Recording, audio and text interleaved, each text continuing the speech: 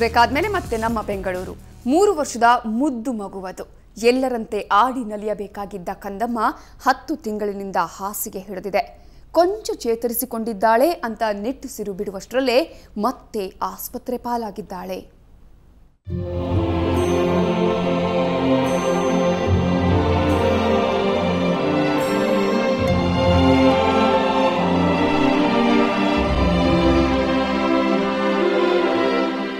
ಹೀಗೆ ಹಾಸಿಗೆಯಲ್ಲಿ ಮಲಗಿ ಸಾವು ಬದುಕಿನ ಮಧ್ಯೆ ಹೋರಾಡ್ತಾ ಇರೋ ಈ ಮುದ್ದು ಬಾಲೆ ಮರಿಯಂ ಕೌಸರ್. ಕಳೆದ ಡಿಸೆಂಬರ್ 13ರಂದು 3 ವರ್ಷದ ಪುಟಾಣಿ ಆಟ ಆಡುವಾಗ ಜಾರಿ ಬಿದ್ದು ಎಡಗೈ ಮೂಳೆ ಮುರಿದುಕೊಂಡಿದ್ಲು. ಆದರೆ ಸಂಜಯ್ ಗಾಂಧಿ ಆಸ್ಪತ್ರೆ ವೈದ್ಯ ಮಾಡಿದ ಎಡವಟ್ಟಿನಿಂದ ಮರಿಯಂ ಈ ಸ್ಥಿತಿ ತಲುಪಿದ್ದಾಳೆ. ಅತಿಯಾಗಿ ಅರವಳಿಕೆ ಮದ್ದು ನೀಡಿದ್ರಿಂದ ಮಗು ಕೋಮಾಗೆ ಜಾರಿತ್ತು.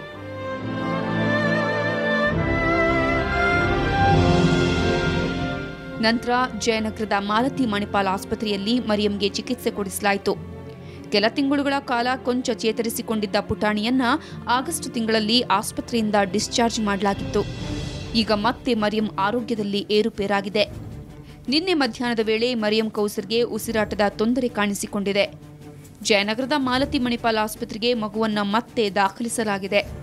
ತುರ್ತು ನಿಗಾ ಘಟಕದಲ್ಲಿ ಚಿಕಿತ್ಸೆ ನೀಡಲಾಗುತ್ತಿದೆ.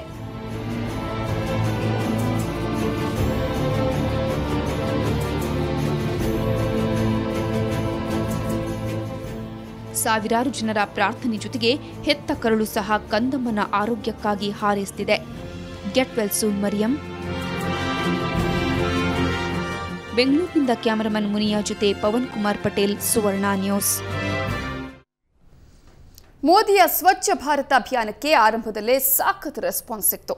ಆದರೆ ನಂತರ ಜನರು ಅದನ್ನ ಮರ್ತೇ ಬಿಟ್ಟಿದ್ದಾರೆ ಅನ್ನೋ ಮಾತುಗಳು ಕೇಳಿ ಬರ್ತಿವೆ. ಆದರೆ ಈ ಮಾತು ಸುಳ್ಳು ಅನ್ನೋದಕ್ಕೆ ಇಲ್ಲಿದೆ ನೋಡಿ ಒಂದು ನಿದರ್ಶನ.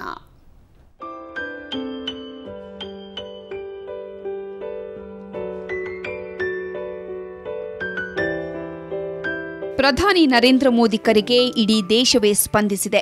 ಗಣ್ಯಾತಿ ಗಣ್ಯರೆಲ್ಲ ಸ್ವಚ್ಛ ಭಾರತ ಅಭಿಯಾನಕ್ಕೆ ಕೈ ಜೋಡಿಸಿದ್ದಾರೆ. ಇದು ಕೇವಲ ಗಾಂಧಿ ಜಯಂತಿಗೆ ಮಾತ್ರ ಸೀಮಿತ ಅಂದ್ಕೋಬೇಡಿ. ಬೆಂಗಳೂರಿನ ಕೆಂಗೇರಿ ಸಮೀಪದ ಶ್ರೀನಿಧಿ ಚಾರಿಟೇಬಲ್ ಟ್ರಸ್ಟ್ನಲ್ಲಿಂದು ಸ್ವಚ್ಛತಾ ಅಭಿಯಾನ ನಡೆಯಿತು. ಅಷ್ಟಕ್ಕೂ ಇಲ್ಲಿ ಪೊರಕೆ ಹಿಡಿದವರು ಯಾರು ಗೊತ್ತಾ? ಜಯನಗರ ಅಪೋಲೋ ಆಸ್ಪತ್ರೆಯ ಸಿಬ್ಬಂದಿ. ಎಲ್ಲರೂ ಒಟ್ಟಾಗಿ ಅನಾಥಾಶ್ರಮದ ಇಂಚಿಂಚನ್ನು ಕ್ಲೀನ್ ಮಾಡಿದ್ರು. ನಮ್ಮಂಥ ಆಶ್ರಮಗಳು ನಡೆಸುವಂಥವ್ರಿಗೆ ಈ ಥರ ಒಂದು ಕಾರ್ಯಕ್ರಮಗಳು ಮಾಡಿದರೆ ನಮ್ಮ ಮಕ್ಕಳಿಗೆ ಶುಚಿತ್ವವಾಗಿರ್ತದೆ. ಶುಚಿರುಚಿಯಾಗಿ ಧೂಳು ಡಸ್ಟ್ ಇಲ್ಲದೆ ನಾವು ಮಕ್ಕಳಿಗೆ ಆರೋಗ್ಯವನ್ನು ಕಾಪಾಡೋದ್ರಲ್ಲಿ ನಾವು ಒಂದು ಯಶಸ್ವಿಯಾದ ಕಾರ್ಯಕ್ರಮವನ್ನು ಮಾಡ್ತಾಯಿದ್ದೀವಿ. ನಮ್ಮ ಜೊತೆಗೆ ನೀವು ಸಹ ಇನ್ನು ಮುಂದೆ ಎಲ್ಲರೂ ಸಹ ಸಾರ್ವಜನಿಕರು ಬಂದು ಸಹಕರಿಸಬೇಕು ಅಂತ ಕೇಳ್ಕೊಳ್ತಾ ಇದ್ದೀನಿ.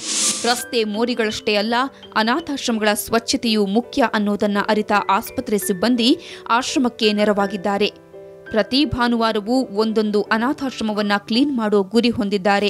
ಮೋದಿ ಅವ್ರು ಮಾಡ್ತಾರೆ ಸ್ವಚ್ಛ ಭಾರತ್ ಅಂತ ಹೇಳ್ಬಿಟ್ಟು ಆ ಥರ ಮಾಡಬೇಕು ಅಂತ ತಿಂಗಳು CSR ಆ್ಯಕ್ಟಿವಿಟೀಸ್ ಮಾಡ್ತೀರಿ. ಈ ಸಲ ಈ ಆಶ್ರಮನ ನೇಮಿಸ್ಕೊಂಡಿದ್ದೀವಿ ನಾವು.